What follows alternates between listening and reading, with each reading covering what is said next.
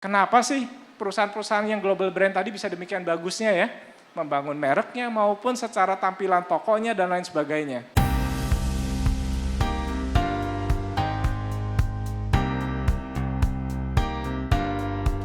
Halo Sobat Sukses, ketemu lagi di segmen WFH, Word from Heroes.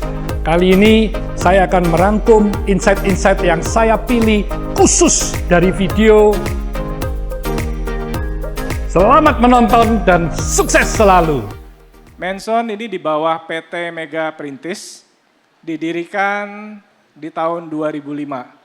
Jadi sebenarnya sudah dimulai sejak tahun 1999, kemudian resmi berdirinya di tahun 2005 sebagai perusahaan konveksi pakaian jadi, dan juga mulai ada beberapa merek produk, tapi belum sampai ke merek produk Manson. Jadi asal mulanya memang bermula dari perusahaan konveksi, kemudian perusahaan toko retail yang menjual pakaian, utamanya pakaian pria. Tadi diperkenalkan di depan oleh MC saya sebagai pemiliknya. Sebenarnya Manson ini didirikan oleh teman saya. Jadi teman saya namanya Ferosito Gunawan. Dia seorang anak muda, memulai bisnis di usia 20-an tahun, kemudian dia memulai bisnis di fashion retail di tahun 1999 sampai dengan tahun 2005, kemudian 2005 resmi mulai menjadi perusahaan, dan seiring waktu berjalan di tahun 2015, jadi di dalam perkembangannya di tahun 2015, teman saya tersebut mengajak saya untuk bergabung. Nah di tahun 2015, seperti kalau tadi kalian mendengarkan mungkin penjelasannya, saya di awalnya membantu teman saya, Ferosito Gunawan, dia sebagai founder dari Manson. Saya membantu mulai membenahi manajemen di perusahaan tersebut.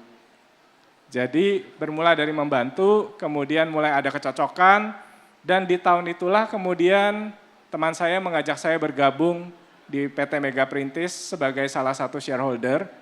Dan mungkin juga karena usia saya dan juga pengalaman saya di perusahaan, di mana saya sudah memiliki pengalaman di manajemen dibandingkan teman saya tadi, maka mulai 2015 saya bergabung sebagai CEO di PT Mega Perintis sekaligus sebagai salah satu shareholder di perusahaan tersebut. Nah yang menarik begini teman-teman semua ya, kenapa Ferosito kemudian mengajak saya bergabung di perusahaan yang dia dirikan. Dan nanti ada satu cerita lagi ya, cerita di tahun berikutnya, milestone berikutnya, tapi saya bertahap saja dulu. Jadi yang pertama adalah perusahaan terutama untuk fashion retail di Indonesia ya, di Indonesia utamanya, bila kita tidak membangun keunggulan kompetitif dan kita hanya memiliki keunggulan komparatif, maka perusahaan-perusahaan fashion retail di Indonesia ataupun pemilik-pemilik brand lainnya tidak akan bisa bertahan lama. Jadi sebagian dari teman-teman yang mungkin beberapa hari lalu dari hari Jumat termasuk hari Sabtu kemarin ikut mendengarkan sharing dari Cleo ya. Menurut saya perjalanan Cleo salah satu perjalanan membangun brand yang luar biasa.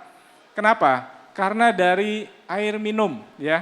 Bayangkan hanya dari sekedar air minum bisa dibangun satu brand yang menjadi sebesar seperti sekarang ini. Jadi di-trigger dari berbagai pengalaman melihat brand-brand lokal yang dibangun sedemikian rupa, maka pada tahun 2015 saya bersama teman saya tersebut, bersama Ferosito Gunawan, kami berpikir bahwa Indonesia itu market yang sangat besar. Jadi teman-teman, kita sadari di Indonesia penduduknya itu adalah penduduk nomor 4 terbesar di dunia ya. Berarti di Indonesia itu potensi pasarnya sangat besar, luar biasa besar dibandingkan mungkin negara-negara lain. Sumber daya alamnya juga luar biasa, besar juga. Tapi pertanyaannya seberapa banyak sih brand atau merek lokal yang kemudian bisa mendominasi pasar yang ada di Indonesia yang demikian besar. Kalau kita bicara fashion, merek apa yang pertama kali muncul di benak kita? Ya? Sorry? Ya? Zara. Zara nomor 1 ya. Kemudian merek apa lagi? Uniqlo, ya. Ada merek apa lagi? Yes, H&M. Coba teman-teman semua, dari merek-merek yang kita sebutkan tadi ada nggak merek lokalnya? Belum ada ya. Jarang sekali ada merek lokal terutama di perusahaan fashion yang bisa benar-benar muncul dan dikenal oleh konsumen yang ada di Indonesia. Fashion itu adalah salah satu industri yang kompetisinya sempurna. Jadi kalau kita belajar ekonomi dikatakan satu kompetisi sempurna itu adalah di mana pemainnya sangat banyak ya. Jadi pemain di fashion itu luar biasa banyaknya, mereknya banyak sekali ya. Kalau di Surabaya mungkin yang terkenal kalau kita jalan-jalan ke Pasar Atom itu segala produk fashion ada. Kalau kita jalan-jalan ke mall juga demikian ya. Namun yang saya sebut dengan crowd, jadi yang pertama tadi kompetisinya itu adalah kompetisi sempurna. Yang kedua saya menyebutnya kompetisi yang sempurna ini didominasi oleh banyak sekali brand-brand internasional. Sehingga brand-brand lokal jarang sekali yang bisa benar-benar muncul. Jadi singkat cerita tadi di tahun 2015, teman saya tadi mengajak saya bergabung dan kami punya mimpi. Pada tahun 2015 itu kami membuat satu roadmap. Jadi roadmap itu kami berpikir begini ya, kebetulan kalau teman saya itu relatif dia masih muda, saya mungkin dianggap lebih senior ya. Kami berpikir seperti ini, kenapa sih di Indonesia brand lokal itu sulit sekali untuk diterima oleh masyarakatnya sendiri? Ya. Yang kedua, kami berpikir bahwa Indonesia itu market yang demikian potensialnya. Kalau saja brand-brand dari luar itu semua tadi bisa masuk ke Indonesia dan kemudian mereka bisa menguasai pasar yang ada di Indonesia, kenapa kita brand lokal tidak bisa mengikuti mereka? Jadi pada saat itu, pada tahun 2015 kami membuat roadmap. Pada saat itu terus terang kami belum berkenalan dengan Pak Hermanto pada waktu itu. Namun pada saat itu kami berpikir satu hal begini, kalau kita ingin jadi yang terbaik, jadi ya teman-teman semua ya, kami berpikir kalau kita ingin jadi yang terbaik, maka kami selalu benchmark kepada yang terbaik. Pada saat itu Menzon adalah brand kecil, perusahaannya juga masih kecil ya, tapi kami punya mimpi besar. Jadi coba bayangkan tadi ya, Menzon sebuah perusahaan lokal kecil ya, yang dimulai benar-benar dari bawah kecil, tapi pada saat itu kami membuat roadmap. 2015 kami buatlah roadmap 5 tahun menuju 2020. Sederhana saja kami berpikir begini, kalau kami ingin jadi yang terbaik, maka kami harus benchmark kepada mereka yang terbaik. Jadi kami tidak membandingkan diri kami dengan sesama merek lokal, kami coba melihat apa sih yang dilakukan oleh Uniqlo, apa sih yang dilakukan oleh Zara, apa sih yang dilakukan oleh H&M atau H&M. Ya. Dan itu tidak mudah teman-teman semua, karena industri ini tadi satu kompetisinya sempurna, kedua ini industri yang sangat kompleks dan perubahannya sangat cepat. Buat teman-teman nanti yang tertarik juga ingin memulai di bisnis fashion atau di bidang fashion, desain atau fashion itu biasanya selalu dipersiapkan 1 tahun sebelumnya.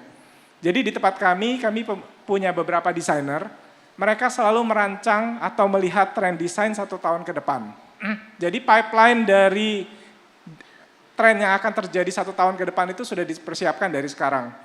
Dan kemudian mempersiapkan supply chain dari bahan baku, persiapan sampai produksi, sampai berada di toko itu membutuhkan waktu sekitar 6 bulan.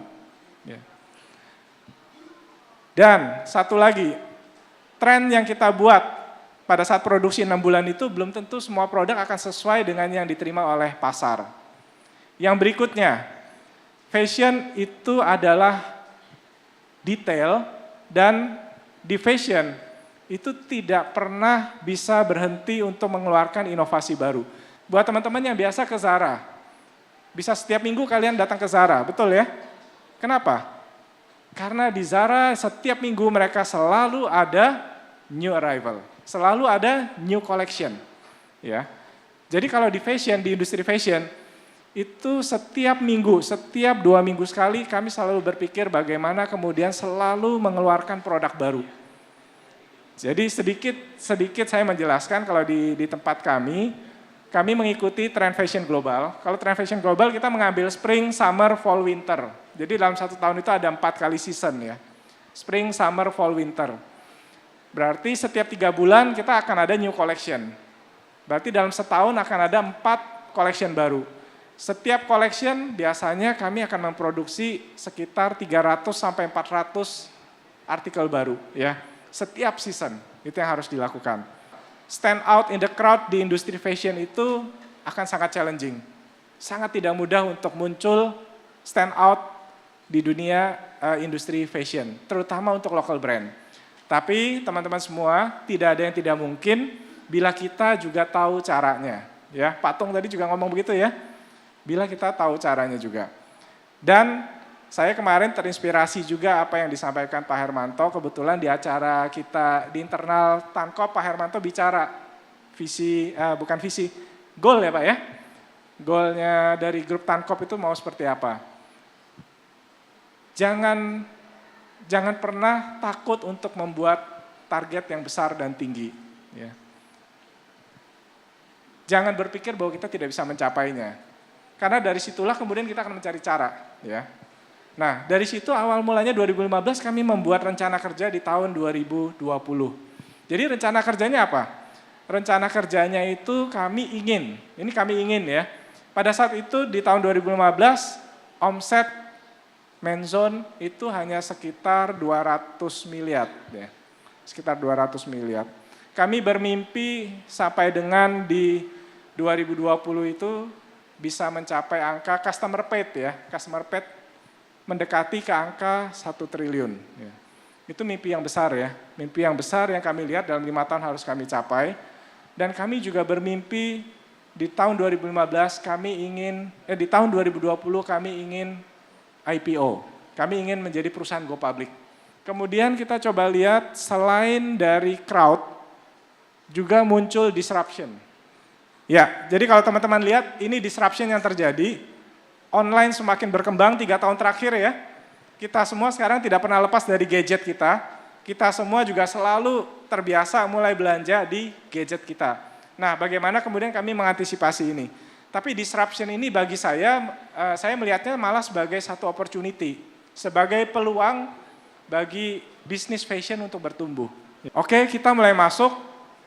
Jadi perusahaan kami adalah PT Mega Perintis. Kami ingin menjadi salah satu perusahaan yang most iconic, perusahaan fashion yang most iconic di Indonesia.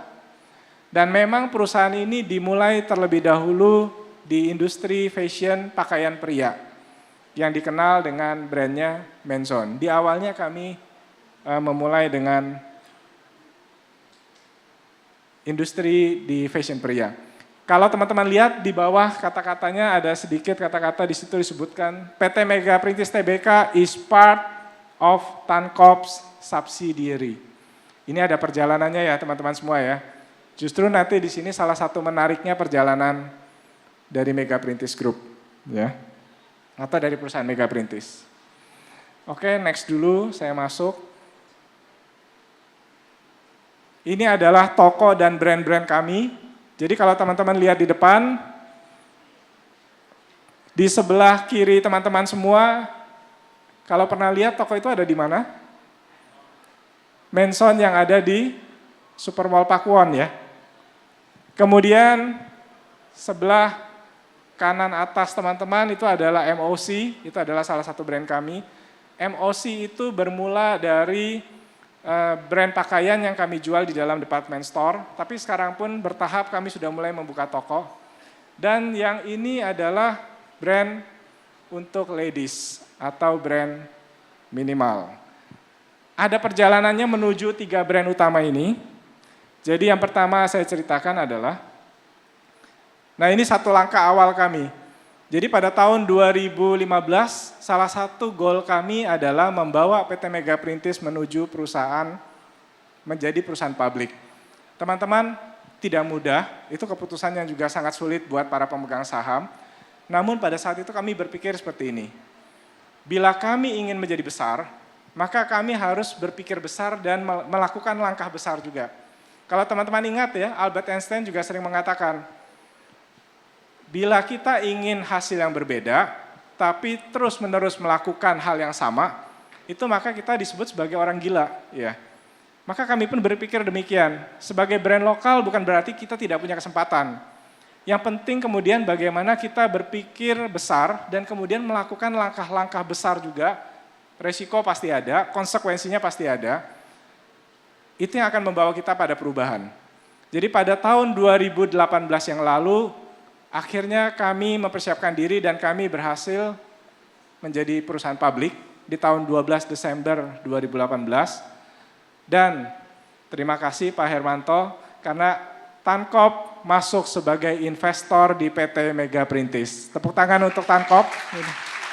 Pada saat kami IPO di tahun 2018, pada saat itu toko kami juga di kisaran sekitar toko yang ada di mall itu sekitar 100. Kemudian di dalam department store juga kami sudah ada sekitar 300-an. Dan yang luar biasa, pada saat kami memutuskan untuk menjadi perusahaan publik dan kemudian juga Tankop masuk sebagai investor di perusahaan kami, disitulah kami kemudian mulai mendapatkan strategic partner yang bisa mendukung kami untuk tumbuh lebih besar lagi dan untuk lebih dikenal lagi di Indonesia. Di tahun 2019 ada satu langkah besar juga yang kami lakukan. Jadi dengan dukungan dari Tankop Group juga, pada tahun 2019 kami kemudian membeli merek ladies yaitu merek Minimal. Maka di dalam milestone perjalanannya, Manson yang bermula dari pakaian pria di tahun 2019 karena langkah-langkah strategik yang dilakukannya pada akhirnya kami bisa kemudian juga memiliki merek pakaian wanita. Jadi saat ini kami memiliki merek pakaian pria dan merek pakaian wanita. Dan dengan dukungan yang luar biasa juga dari investor kami dari Tankop. Pada saat kalau teman-teman semua melihat 2-3 tahun terakhir ini selalu isunya apa? Industri retail tidak menarik ya. Industri retail itu sedang downtrend. Kemudian juga 2-3 tahun ini industri retail itu adalah industri yang kemudian banyak dihindari oleh orang. Namun dengan apa yang kami lakukan, langkah-langkah yang kami lakukan di tahun 2019 kemarin, kami tumbuh secara penjualan di atas 30%. Dan juga kami bisa tumbuh secara profit juga di atas 30%. Teman-teman semua, tidak ada yang tidak mungkin bila kemudian kita melakukan langkah-langkah yang benar. Tentu saja langkah tersebut tidak hanya benar, tapi langkah tersebut juga harus menjadi langkah yang signifikan, harus berani mengambil langkah yang besar, dan juga harus berani bermimpi besar.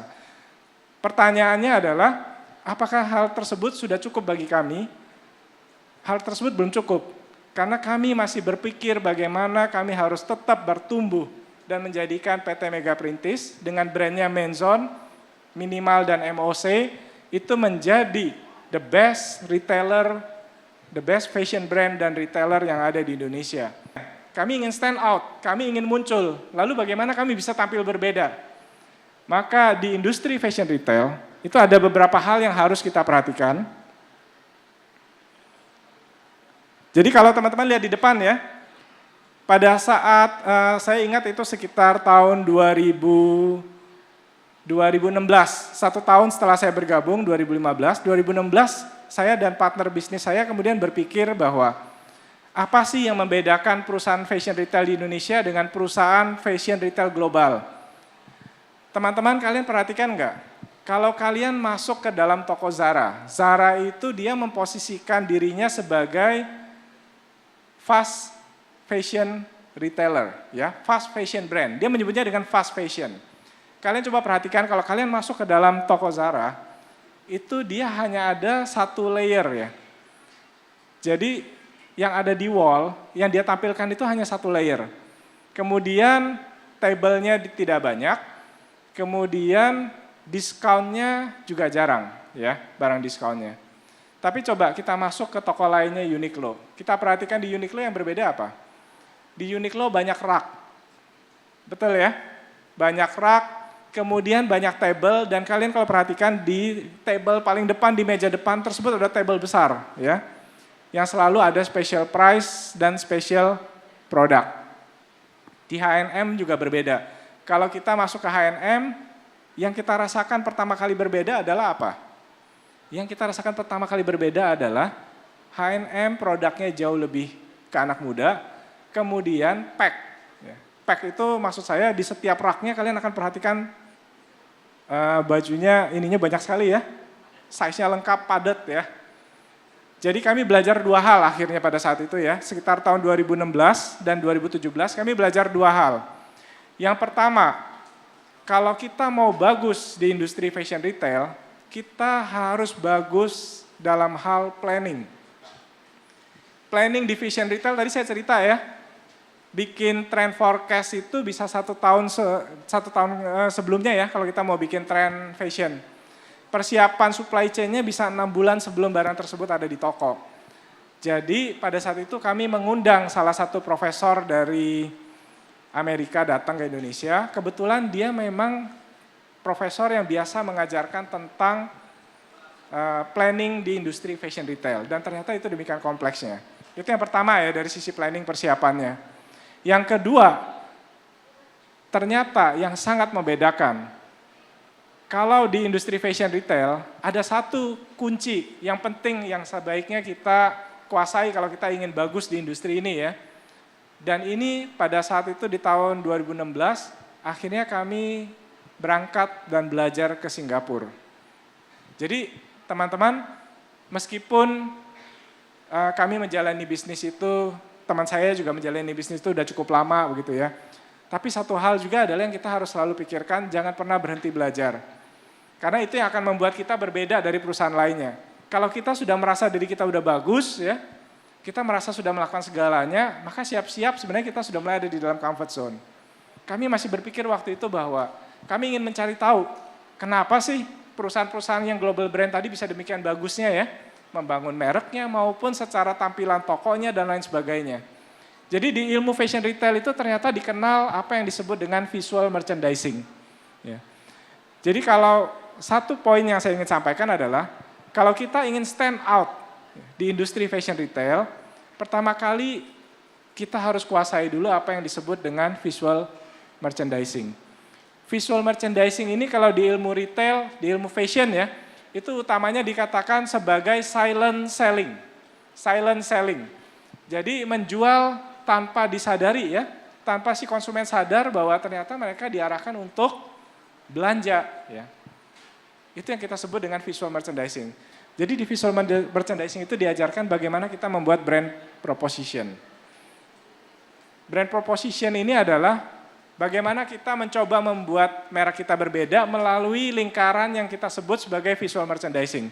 Jadi visual merchandising itu dimulai dari product offer, dimulai dari store type, kemudian space layout, environment yang kita mau bangun di dalamnya, product presentation-nya, kemudian juga display and impact, POS dan ticketing, in-store event and promotion, brand standard, service yang kemudian akhirnya ujung-ujungnya ke konsumen. Jadi visual merchandising itu harus melingkupi lingkaran ini, di mana nanti teman-teman akan melihat begini. Di industri fashion retail ternyata dipelajari kalau konsumen pertama kali masuk apa yang dia lihat. Jadi saya sharing sedikit ya. Kalau kita datang ke toko Uniqlo, yang kita lihat pertama kali itu adalah tabel di depannya. Tabel di depannya dengan koleksi color macam-macam dan harga yang dia tulis dengan besar, special price. Ya. Itu cara si Uniqlo melakukan product presentation. Demikian juga dengan beberapa perusahaan lain. Bagaimana dengan Manson? Bagaimana dengan Minimal? Kami harus stand out, kami mesti muncul berbeda dibandingkan perusahaan fashion retail lainnya. Maka yang kami lakukan adalah, nanti teman-teman akan melihat ya perbedaan utamanya, cara kami menampilkan store konsep kami pun berbeda. Jadi kalau teman-teman yang pernah berkunjung ke toko Manson beberapa tahun lalu dengan berkunjung ke toko Manson sekarang, store konsepnya telah mengalami perubahan, telah mengalami beberapa kali transformasi. Karena store konsep itulah yang akan memberikan pengalaman atau suasana yang baru kepada pelanggan.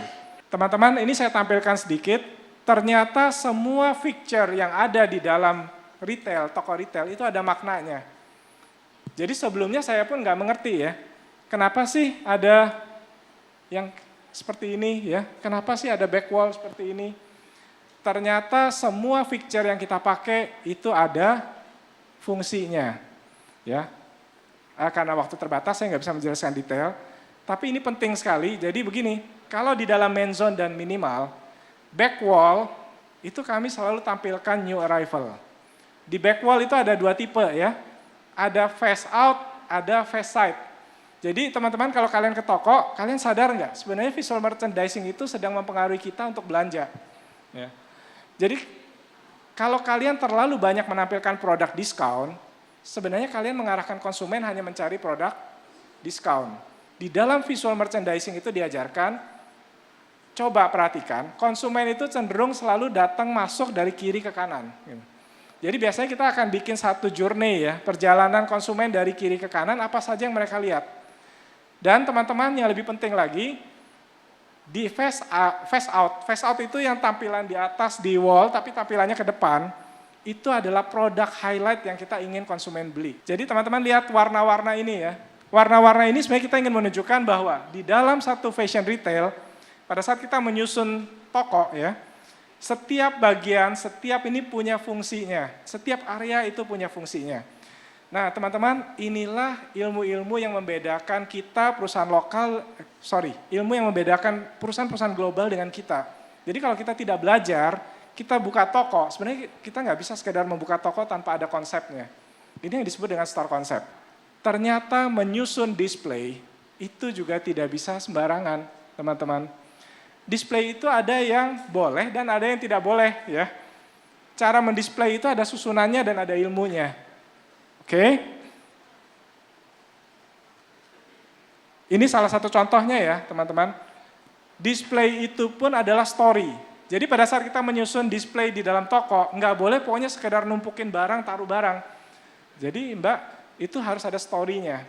Jadi teman-teman perhatikan, di banyak perusahaan retail, itu kenapa window display itu penting.